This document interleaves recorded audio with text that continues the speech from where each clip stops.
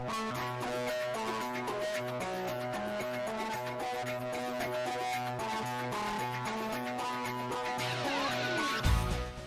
we're up to one of the big ones of the day, the Grandstand Cup, and this brings together the top sprinters around Perth at the moment. Should be a beauty as we have a look at the past runs of Idyllic Prince, Ripped, Arctic Park. Also, Who Did It is in that field as well. We'll point him out. We'll catch up with Jimmy Taylor and Paul King, and also River Mist, another George Daly runner. Others to keep an eye on are Corporate Sam, who's resuming, Hail Mary, who's also resuming, a stayer looking to work her way up.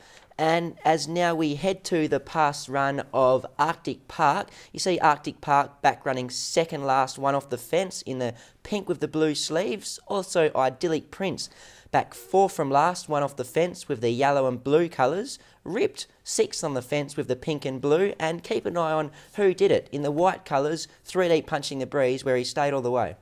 Then is Star Laser, which is getting a great run, third and a length and a half, no questions, tracking through inside, Beat the Storm. They're a length and a half in front of Rip nearing the turn, then Mr. Diagnosis at the 500. Who Did It's a little wide, then Idyllic Prince, who's still a minute from these leaders with Mercury Halo, and the last couple were Atterdale and Arctic Park, but as they set sail is amazing, move clear. She straightened up 2.5 in front from Dr. John. Here's Beat the Storm down the outside, coming with Ripped, and Idyllic Prince is amazing though at the 200, still well clear. Two in front of Beat the Storm, Rip followed by Star Laser. Idyllic Prince is amazing, shortening stride on the outside. Beat the Storm, Rip, Beat the Storm has grabbed her, and Beat the Storm goes home to win his first group race. Beat the Storm, he is in outstanding form, and Beat Rip in the Belmont Sprint is amazing third. Now, the trainer of Idyllic Prince is Jimmy Taylor. He had a good day out there at Belmont on Wednesday. Here he is talking to Wes Cameron. Jim, Idyllic Prince goes round in the Grandstand Cup, just about ready to strike his best. Been a little bit disappointing this time, Wes. Yeah, we're just hoping he sort of can turn it around this week, but we haven't got Beat the Storm and that there this week, so looks a little bit easier field. Let's talk about his runs in the Roma Cup and the Belmont Sprint. In the Roma Cup, drew the inside, got a long way back, charged home. It was, I suppose, an eye-catching run towards the Belmont Sprint. Yeah, his first two runs were good. The first up he was held up badly. Second up the Roma Cup come from a long way back. The Belmont Sprint we thought he would have kicked home a little bit better. So he might just be taking time to find his best this time in. He looked as though he was going to play a part in that race. He loomed up, but he just seemed to peak that last little bit. Yeah, Jason thought he didn't quite get to the line. So we're hoping he can improve. What's he been like around the stables? Yeah, he's been good. Yeah, no problems. But he's always a good worker. He shows a fair bit on the track. So, but he hadn't changed. Wes Cameron caught up with Paul King during the week, and this is what he had to say about Ripped. Paul, you would have been impressed with Rip's last start performance. Very good ride in the Belmont Sprint and a good effort when second to Beat the Storm. Yeah, nice that you noticed, Wes. It was a good ride. He's going along pretty good. His track work indicates the horse has gone forward, not backwards.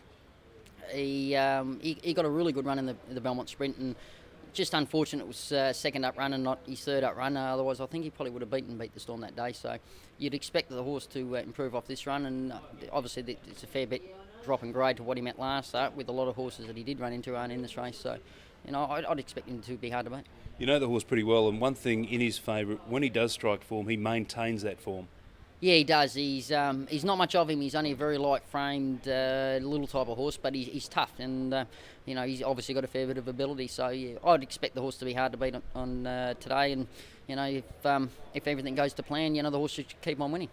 The next past run to keep an eye on is the past run of River Mist. He's the grey horse, back running 7th on the fence in the pink and blue colours. Next and then Brockor, 1.5 Flirty, Educated Money and Desi Arnez a minute back in the field.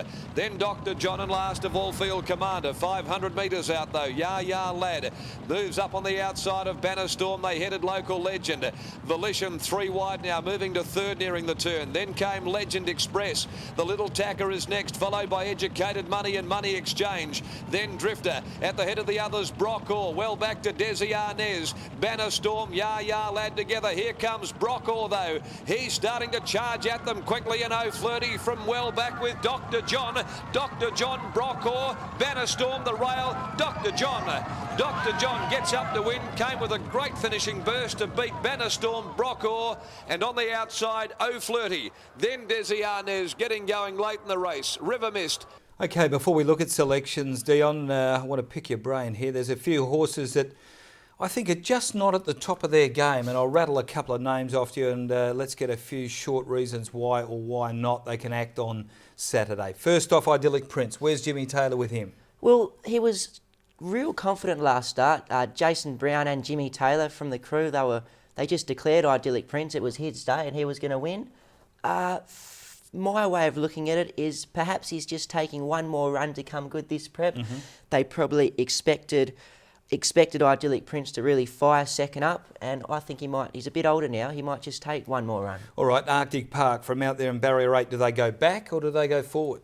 Speaking to John Price during the week off the weights, he said drawn wide he was going to go back, but that was when it was a big field of 16 runners and he'd drawn 15 of 16, whatnot. After going through the speed maps and looking at the field, I can see Arctic Park sliding forward now, probably sitting outside the leader in Legend Express, and he's led and won before, and he's led and won a 1400, so if he sits outside the leader, I think he can run a good race today. But don't forget, he did run a very quick 600 metre sectional last start, so don't leave him out. All right, what do we do with Action Pack? Now, Lindsay Smith has dropped this horse back to the 1400 metres in preparation for the Winter Cup next week. Talking to Lindsay this morning, he's of the opinion this horse is going to run some sort of a race. I don't think Action Pack could finish better than midfield, in my opinion. I think if it was a 2200 metre welter again, the horse would be hard to beat. But this is just dropping back from 22 to 14. It just can't be done in my eyes, especially a horse like him. And considering how hard Lindsay Smith works him, I don't think the speed will be back into this bloke's legs. But keep an eye on his run and jump on him next start when he gets up over 22 again. Well, he is the master at bringing them back in distance and stepping them up. And I think you'll see some sort of a run from Action Pack on Saturday. Selections for race number 7, 4, 2 and 3 for me. I think this is the race for Ripped. Gets the right draw, either gets leaders back or 3 back the fence. Be looking for runs in the straight and can really let down. 2 Action Pack. There's a degree of confidence in the stable that he'll run a race, and 3 Idyllic Prince. It is D-Day for Idyllic Prince on Saturday. Number 9, Who Did It for me to win, Marty. A bit of value there. You see his past run. He was 3 deep punching the breeze, and that's where he stayed for the whole race. He got pushed wide around the corner, and when he was entitled to drop off and run 9th or 10th, he just continued to run on and really toughened it out to the line. Going over the crossing after the line, he was running into about 3rd or 4th position. So good run by Who Did It last start. I'll put number 9, Who Did It on top. Arctic Park, number 1, put him in for 2nd. His last 5 runs have all been good. He doesn't know how to run a bad race, the old boy Arctic Park. And for 3rd, I'm going to put in number 4, Ripped. A small field, but a very tricky race.